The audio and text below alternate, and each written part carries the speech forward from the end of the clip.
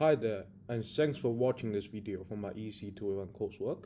Today you are welcome to join our exploration of the topic petroleum, power, and price.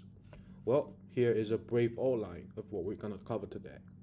We began by delving into the pivotal role of oil in our global economy, and then introduced the sequential entry Kuno competition model, a fundamental approach to understanding strategic interactions in oligopolist markets.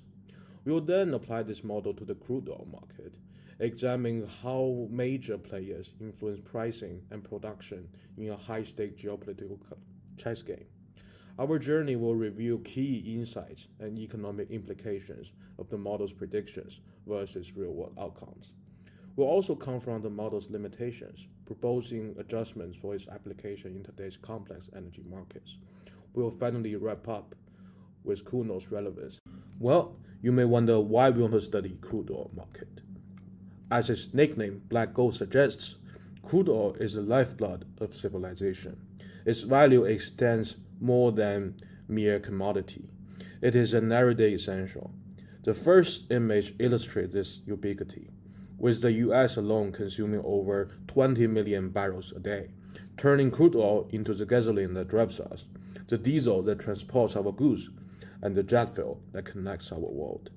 The second image reveals the oil market's dynamics, with price trajectories of Brent, WTI, Dubai, and Nigerian crude oil moving in concert, showcasing a vivid picture of a highly integrated global oil market. This alignment reflects the interdependent nature of this sector. Having that in mind, whether in economic theory or in real life, the rules of the game fundamentally shape market outcomes. Therefore, a pivotal question emerges: do prices dictate production, or does quantity precede price? Drawing from Edgeworth's wisdom, we find a compelling argument. Firms first decide on their capacity and quantity to produce, and then the price is what results.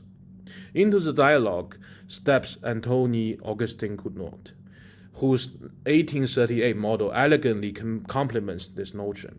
Cournot introduced a world where firms compete by choosing quantities rather than price in a setting of strategic interdependence. This choice of output level, made with a keen eye on competitors, converges to set the stage for market prices, encapsulating the essence of strategic interdependence for oligopolistic market. To understand the strategic interdependence better, we look at a slightly modified version of Cournot model, where an incumbent monopolistic firm M faces potential new entrants, each assessing a fixed entrant cost. After all the sequential and irreversible entrant decisions have been made, we transition to the Cournot competition stage, where a firm strategically chooses output. All the firm altogether faces the inverse demand function, and for simplicity, we will assume zero marginal cost. Now, assuming we are in a subgame in which all the entry decisions have been made, and the number of potential entrants that have entered the market is big K, we focus on each firm's goal to maximize their own profit given the output. Here, we derive the optimality condition by taking the derivative of the individual profit function with respect to quantity, setting it to zero and rearranging it for Qi, which I call Qi star. It describes the best strategy of a firm given any level of K, so Qi star is also a best response function. When all players chooses best responses, we reach a state of Nash equilibrium. That's a state of balance where no one can benefit by unilateral deviation. Due to symmetry, we have all the firms producing the same quantity of 36 over K plus 2 in a Nash equilibrium. Let's now derive the indirect profit function to understand the game's properties. We calculate it by multiplying the Nash equilibrium price P star with the equilibrium quantity Qi star.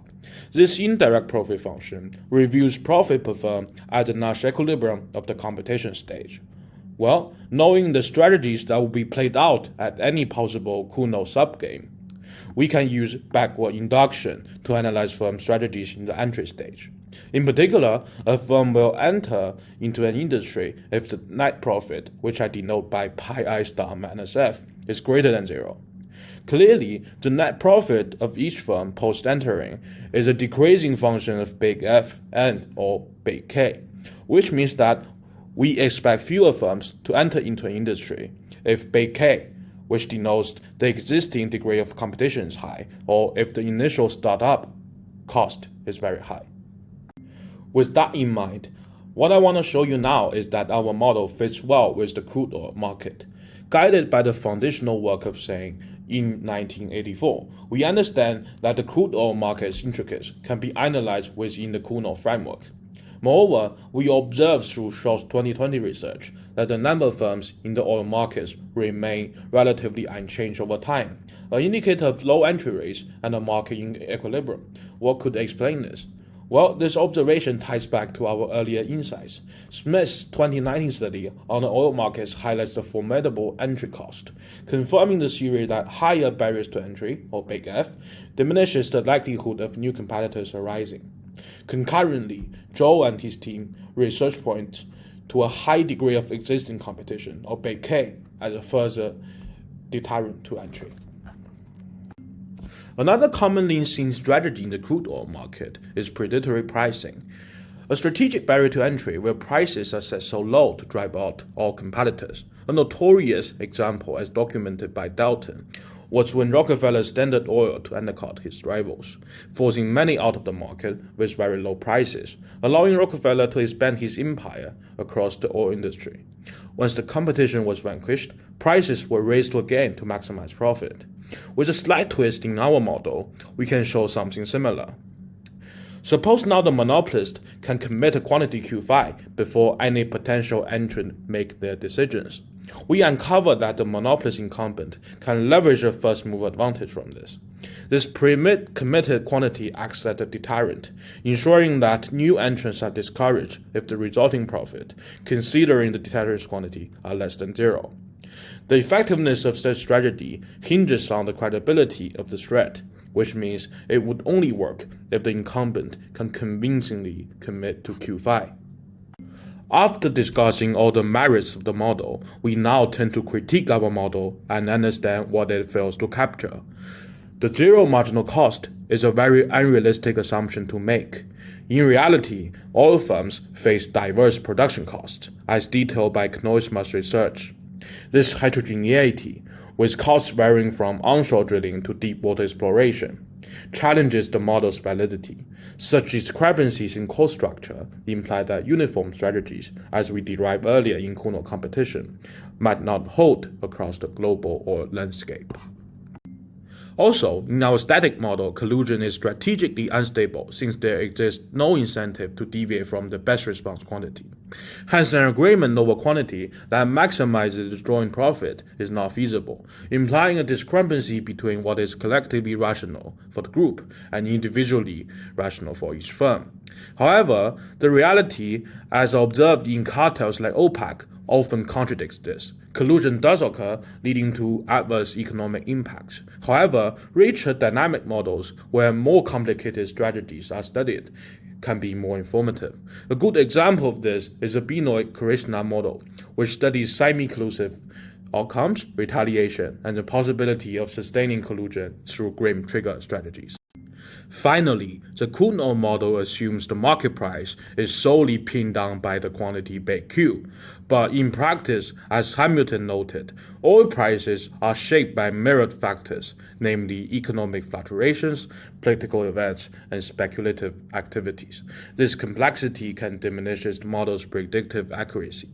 Factors like currency rate, OPEC decisions, and investment strategies interweave, creating market dynamics far more richer than what a single inverse demand function could capture. So, I do want to conclude with a famous quote from George Box. All models are wrong, but some are useful. Like it or not, economics is one of the most influential social sciences, not because it is correct, but because it is useful. What I mean by that is that we don't want a model to explain nothing precisely or precisely nothing. Luckily, the sequential entry Kuno model does provide us with some useful implications that echo reality. Nonetheless, we can always custom build models case by case by having more sophisticated assumptions. Thank you for listening.